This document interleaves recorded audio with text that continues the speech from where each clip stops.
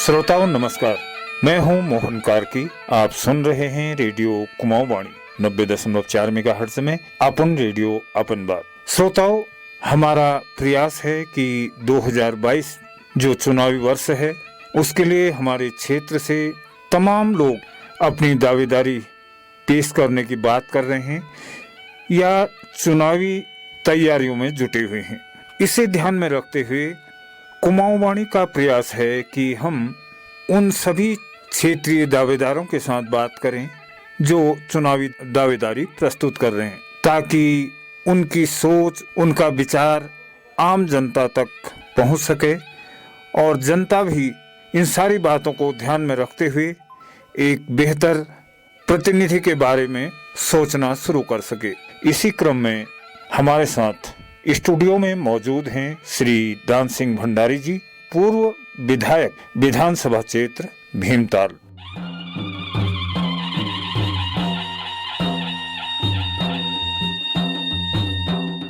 भंडारी जी, आपका हार्दिक स्वागत, हार्दिक अभिनंदन रेडियो कुमाऊं वाणी में। धन्यवाद।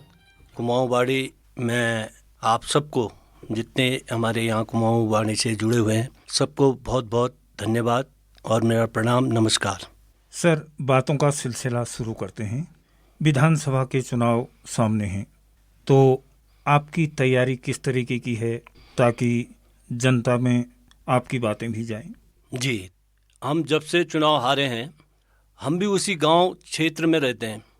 उसी गांव क्षेत्र में हम पूरी विधानसभा में देखते हैं और उसी क्षेत्र के रहे पले पढ़े लिखे उसी क्षेत्र में हैं। हम चाहते हैं कि जनता के बीच खड़े रहें, जनता के बीच हर दुख सुख में उनके साथ खड़े रहें। इस चीज़ को चुनाव के हिसाब से न देखते हुए, किसी पार्टी पॉलिटिक्स को नहीं देखते हुए या किसी व्यक्तिगत पार्टी को नहीं देखते हुए प्रयास रहता है कि हम एक अलग से जनता के बीच में जाकर के काम करें। बिल्कुल, बहुत अच्छा आपने एक बात कही। अगर ये हर प्रतिनिधि इस तरीके से सोचे कि मैं जनता का आदमी हूँ, जनता के बीच में रहूँगा और जनता ने ही मुझे उठाया है, जनता ने ही मुझे बिठाया, अगर मैं जनता को समर्पित हो जाऊँगा तो शायद मेरे भीतर की जो चुनौतियाँ हैं, जो समस्या हैं, उनको भी कम करने में मदद मिलेगी। बहुत अच्छी बात। तैयारियाँ तो बहुत सारे लोग कर रहे हैं, आप भी उस दौड़ में हो और हर कोई रोड, खड़ंजा, बिजली, पानी, स्कूल कह रहा है, तो आप भी अगर वही कह रहे हो तो फिर आप कैसे समझते हो कि लोग मेरी तरफ आएंगे? ऐसा क्या चीज़ है जिससे लोगों का रुझान आपकी बातों में या आपकी तरफ ज़्यादा हो? बिल्कुल सही है। देखिए, मैं आपको बताना चाहूँगा कार्की जी कि चुनाव आ रहे हैं और कई लोग जो हैं अपनी दावेदारी पेश कर रहे हैं जी। हमारा ये मतलब है कि हम उनसे अलग से कोई ऐसा काम हमने किया हो या ऐसे ही हम काम करने की कोशिश कर रहे हों ताकि जनता हमारे पास आए या हमको चुने। तो मैं आपको बताना चाहूँगा, इसमें हमारा एक प्रयास ये है, आज से 5 साल पहले हमने जो काम किए उनको लेकर के उखलकांडा हमारा बहुत दुर्गम क्षेत्र है, धारी, रामगढ़ और भीमताल, यहाँ पर काम करने के लिए हमने कई कोशिश की हैं और हो सकता है कि हम 100% उस कोशिश में सफल नहीं हुए हों। हमारा प्रयास रहेगा कि जो जनता के बीच जो उनकी मांगें थी उसको हम कहीं ना कहीं पूरा न कर पाए हों। और इस 5 सालों के गैप में मुझे ऐसा प्रतीत होता है, ऐसा लगता है कि जनता की आवश्यक जो कार्य हैं वो मुझे अब जाकर के पता चल रहा है कि कार्य क्या आवश्यक थे और हमने कौन से कार्य किए। यानी कि आप ये कह रहे हैं कि जो जनता के जो मुद्दे होंगे वही आपका एजेंडा होगा। जी। विधानसभा में प्रतिनिधित्व का अवसर भी आपको मिला सर, और लोगों ने भरोसा भी जताया, लेकिन जब हम क्षेत्र में जाते हैं या लोगों से बात करते हैं तो काफ़ी लोग निराश भी दिखते हैं। वो कहते हैं नहीं यार, दान सिंह ने तो पार्टी बदल दी, उसने तो हमारे सपने ही तोड़ दिए। तो जो ये भरोसा टूटा है, क्योंकि कुछ तो लोग हैं जो तब आपके साथ थे, आज कम हैं या नहीं हैं, तो वो भरोसा दोबारा कायम हो, उन लोगों के साथ हमारी बातचीत हो और वो फिर आपके साथ जुड़ें या हमारे विचारों के साथ जुड़ें, तो इसके लिए क्या सोचते हैं आप? नहीं, बिल्कुल बिल्कुल सही कह रहे हैं आप कार्की जी। हम पार्टी छोड़ के गए ज़रूर, लेकिन आदमी जो काम करता है वो कभी ये नहीं समझता है कि मैं एक चीज़ गलत कर रहा हूँ। जब मंथन करता है, उस काम के विचार करता है, उसके बाद लगता है कि हमने कहीं ना कहीं थोड़ी दुविधा में आता है। लेकिन मैं आपको ये बताना चाहूँगा, मैंने जो काम किए, जो पार्टी छोड़ी, ये कोई मेरा मुद्दा नहीं था, लेकिन मुद्दा ये था कि मैंने एक बहुत बड़े काम किए हैं।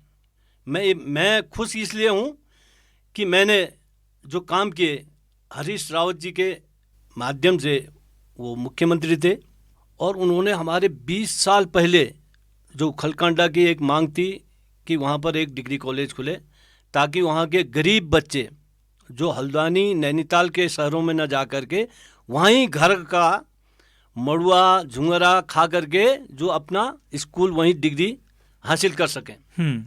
दूसरा ऐसा था कि उखलकांडा में बहुत दुर्गम क्षेत्र होने के कारण वहाँ पर एक तहसील की बहुत ही 25-30 साल पुरानी मांग थी और मेरी इच्छा थी कि मैं जनता की सेवा करूं, मैं किसी पार्टी की सेवा नहीं। मैं आज भी कहता हूं कि मैं पार्टी की सेवा नहीं करूंगा, मैं जनता की सेवा करूंगा। जनता के ने मुझे बना रखा है, पार्टी ने नहीं।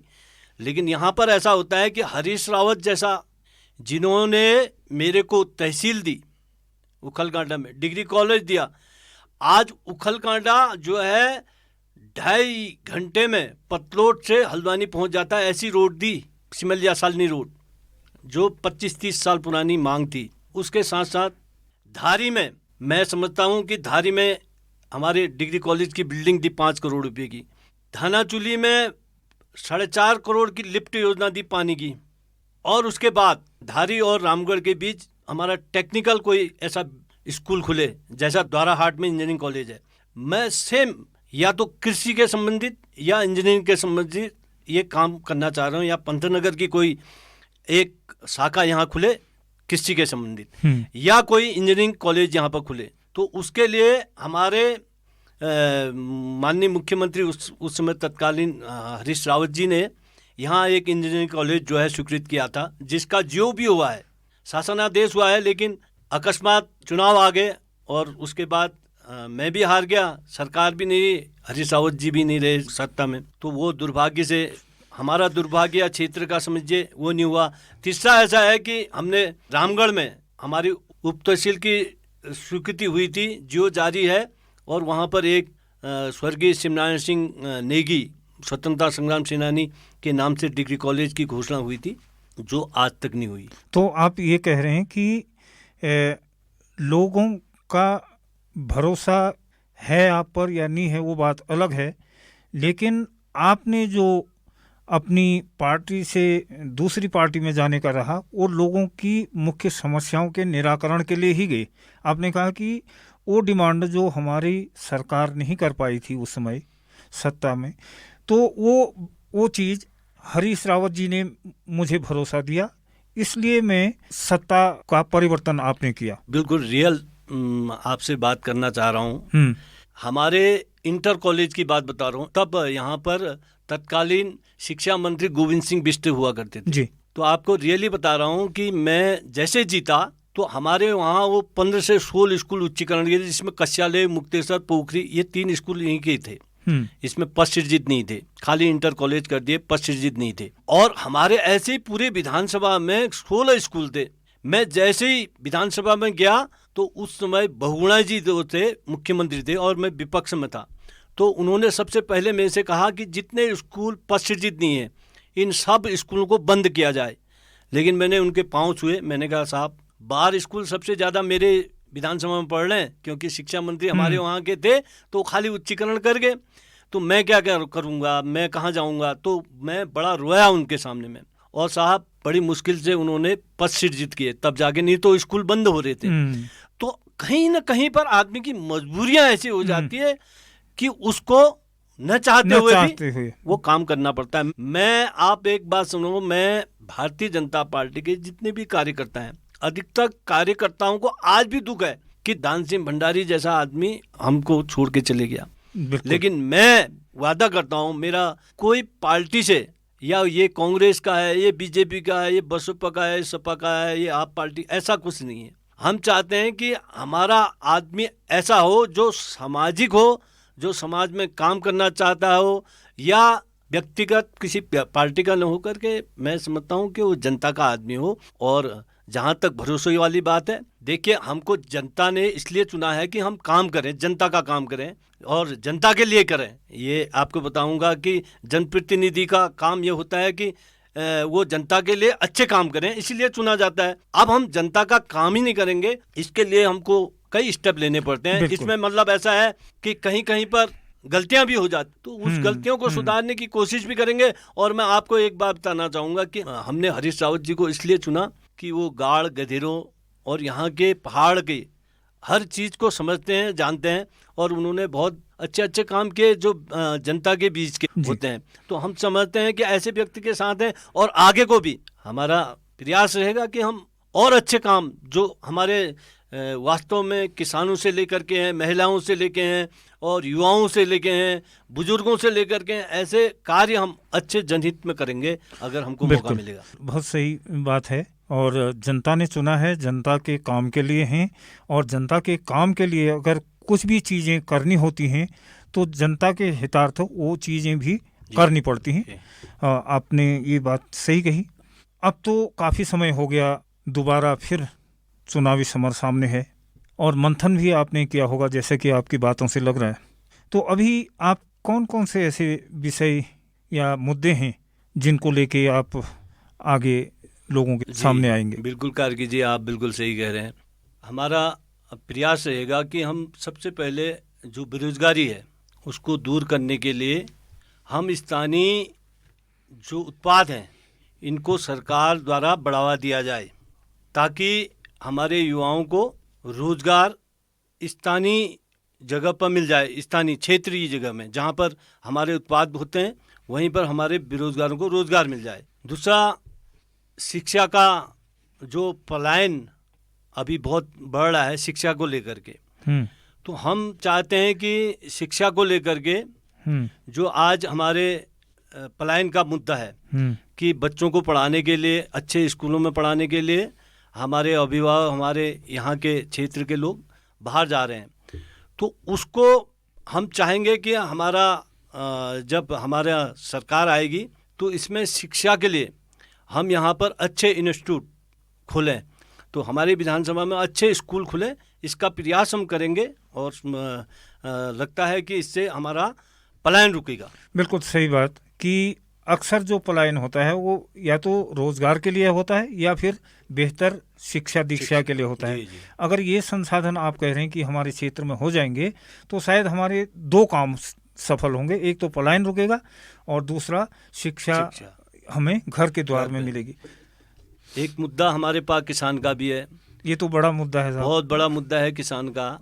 हमारे वहाँ किसान के लिए, हालांकि हम यहाँ पर सभी किसान लोग हैं, मुद्दा ऐसा है कि हम किसानों को लेकर के हमारे वहाँ पूरा जो यहाँ पर बाल बगीचे जितने भी हैं या फल पट्टी हमारा कहा जाए, तो हम ये चाहते हैं कि हमारे वहाँ किसानों के लिए जो हमारे फल जो हैं वो जब रेट कम होता है तो उस समय किसान अपने माल को सुरक्षित कहाँ पर रख सकता है। बिल्कुल। तो इसके लिए उत्पाद को सुरक्षित रखने के लिए शीतगृह, छोटे छोटे शीतगृह खोले जाएं, ताकि किसान अपने माल को कुछ टाइम के लिए, जब तक रेट डाउन होते हैं तब तक वो अपने शीतगृह में कोल्ड स्टोरेज में रख पाए, और जब रेट बढ़ते हैं तो उसको फिर बेचें।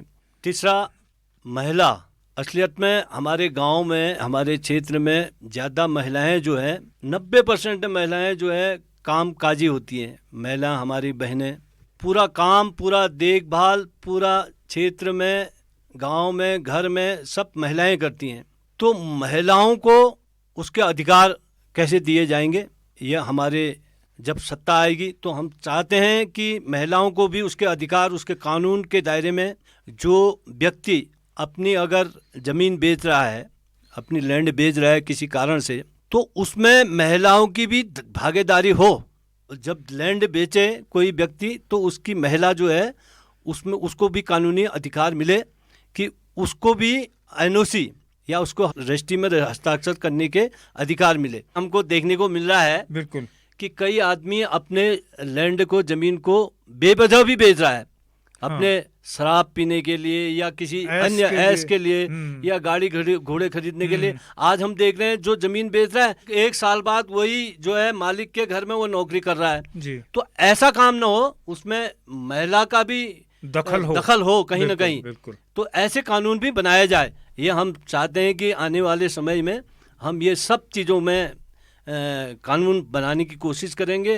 तो काफ़ी बातें होगी सर, और आखिर में जो पिछला कार्यकाल आपका रहा, आपको भी एक बार मौका मिला, क्या कुछ ऐसी बातें हैं जो आपको लगता है कि उस समय हमने नहीं करना चाहिए था, या जिससे सीख लेकर हम आगे बढ़ना चाहेंगे? देखिए कार्की जी, मैं आपको बताऊं, हमारे बहुत बड़ा क्षेत्र है, हम 4 विकास खंडों के बीच एक विधानसभा बनी है और वो भी बहुत ज़्यादा इंटीरियल है। मैं आपको बताना चाहूँगा, मैं अगर हर तोक में अगर आज जाऊँगा आज से तो हमको 5-7 साल से लगते हैं। हमने जो कार्य किए, हमने कार्य जो किए, जो अब लग रहा है कि हमने कुछ ऐसे भी कार्य करने चाहिए थे जिसकी सीख अब हमको मिल रही है कि हमने कहीं पर ऐसे काम करने थे। नहीं, समझ नहीं थी एक बात होता है, या हम पहली बार उस माहौल में गए थे। जी जी जी, तो ये भी हो सकता है। बिल्कुल बिल्कुल। हम चाहते थे हम बहुत ईमानदारी के साथ काम करें जी। ये भी चाहते थे कि हम लोगों को, जहाँ पर 20-30 लोगों को या 150 लोगों को प्रॉफिट है वैसा काम करें। लेकिन कुछ कार्यकर्ताओं के दबाव से भी ऐसा होता है कि उन्होंने कहा फला आदमी को ये दे दो, फला आदमी को, व्यक्तिगत आदमी प्रॉफिट चाहता है फिर। तो अब मुझे ये सीख मिल रही है कि कहीं ना कहीं पर थोड़ा बहुत हमसे भी गलतियां हुई है, ये होता ही है, गलतियां होती हैं, पहली बार जो आता है वो गलतियां थोड़ी बहुत होती है, उस पे मनन करना सबसे बड़ी चीज है कि कहीं ना कहीं पर हमारी कहीं ना कहीं तो गलती हुई होगी, तभी तो हमारे को बैग हुए हम। नहीं, कहा जाता है कि गलती को जब तक इंसान स्वीकार करता है तब तक सुधरने के पूरे मौके होते हैं। जब वो सुनता ही नहीं तो फिर पतन का रास्ता नहीं, आप बिल्कुल सही कह रहे हैं। हमारी कुछ थोड़ी बहुत गलतियां रही होंगी कि हमने, अब हम उस जो पुरानी परिपाटी है उसको भूल सुधार करके हम कुछ ऐसी चीज सोच रहे हैं कार्की जी कि हम अब जो कार्य करेंगे, हम ये छोटे छोटे रास्ते, डिग्गी, टैंकी का काम न करके एक सार्वजनिक गांव में बैठक करके कि हम उस गांव में क्या डेवलप कर सकते हैं या विधायक निधि से क्या काम कर सकते हैं जिसमें 150 लोगों को प्रॉफिट हो, एक व्यक्तिगत आदमी को न होकर के 100-150 आदमी को उससे प्रॉफिट हो। आप एक नई बात कह रहे हैं कि आप जिस तरीके से गांव की योजनाएं बनती हैं, जी। साल भर में एक आम जलसा बैठक लगती है, उसमें पूरे गांव की एक प्लानिंग होती है। तो आप ये कह रहे हैं कि हम गांव या विकास खंड इस हिसाब से हम एक वार्षिक प्लान विधायक निधि के तहत लोग तैयार करेंगे, उस वार्षिक प्लान के अकॉर्डिंग ही हम लोग अपनी निधि का उपयोग करेंगे। आप बिल्कुल सही आपने पकड़ा। मैं ये कहना चाह रहा हूँ कि हमारे वहाँ अब तो हम देख रहे हैं, हमको तब 2.25 करोड़ रुपया मिलता था, अब जो है 4.5-5 करोड़ रुपया विधायक निधि आती है। तो इसका मतलब है 25 करोड़ रुपया, 25 करोड़ रुपया जो है विधायक निधि आ रही है। तो अगर उसको हमने हर गांव के हिसाब से, हर तोक के हिसाब से हम 100 आदमी को जोड़ लें कि एक बड़ा काम करें। हमने, आपने देखा होगा, मैंने बना में किया था एक काम, वो पानी बहता था, तो हमने उसको लिफ्ट करके हमने करीबन 100-150 आदमी आज पानी पी रहे हैं ना। बिल्कुल। तो ऐसी योजना है जो मतलब ऐसा है 150 लोगों को फायदा मिले, ऐसा हम करना चाह रहे हैं। बाकी कार्की जी ऐसा है, मेरी कोई इच्छा राजनीति की अब नहीं थी, क्योंकि मैं मेरा दिल भर गया, और दूसरा ऐसा है कि मैं पारिवारिक जो है परिस्थितियों से घिर गया हूँ। मेरा जब से बच्चा की अकस्मात मृत्यु हुई तो हम घरेलू परिस्थितियों से भी बहुत उलझ रहे हैं। तो हमारा एक ही अपने पूरे विधानसभा में जितने भी हमारे मित्र, हमारे बुजुर्ग, हमारे माताएं, हमारे जो भी नज़दीकी लोग रहते हैं, जो समझते हैं कि वास्तव में मैं जो है अब अब की राजनीति मैं सिर्फ जनता के बीच में जनता के दुख दर्द को और जनता के विकास के लिए जो मैं समझता हूं कि जो मेरे को चोट पहुंची है, हाँ। मैं ये चाहता हूं कि मैं उसके लिए तो कुछ नहीं कर पाया, लेकिन अपने मन में ये सोचता हूं कि मैं जो नहीं कर पाया अपने बच्चे के लिए तो मैं उन बच्चों के लिए करूं। ये मेरा उद्देश्य है। धन्यवाद सर। बात करने का मन तो बहुत था, लेकिन समय की नज़ाकत को ध्यान में रखते हुए आपसे विदाई लेनी पड़ेगी। तो बहुत बहुत धन्यवाद, आप स्टूडियो में आए और अपनी बातें आपने रखी। और हम भगवान से प्रार्थना करते हैं कि जो आपका सोच है, जो आपकी कल्पना है, वो साकार हो और आपको ज़रूर जनता का स्नेह मिले। इसी कामना के साथ बहुत बहुत धन्यवाद। धन्यवाद कार्की जी। अब दोबारा जब हम आएंगे तो हम भी समझते हैं कि आपके जो स्टूडियो है इसका भी हम लाभ लेंगे, और आपने जिस प्रकार से पूरी क्षेत्र की समस्याओं से मुझे भी अवगत कराया, इसके लिए मैं आप लोग सब लोगों को बहुत बहुत धन्यवाद दूंगा, बधाई दूंगा।